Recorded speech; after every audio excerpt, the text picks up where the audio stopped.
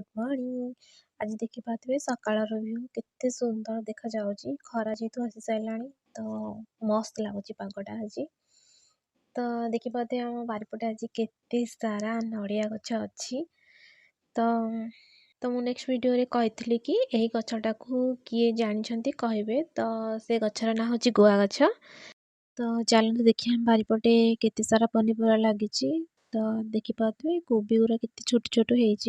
आज जेहेतु संडे तो आम घर को आज पनीपरिया आसी। तो देखि पारे केड़े बड़ बस्तार पनीपरिया आसी। केते सारा पनीपरिया आसी। कोबी आसी, कखारु आसी, टमाटो, बैगण, आलू, गाजर बहुत सारा पनीपरिया आसी।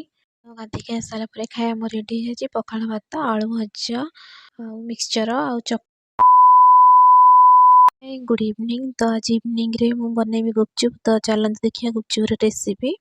तो किछि मैदा किछि सुजी देकी ताकू घंटे पूर्व चकटिकी रखी देइतिले। तापर एबे टिके तेल मारिकी ताकू भल भाबरे चकटी देइछि।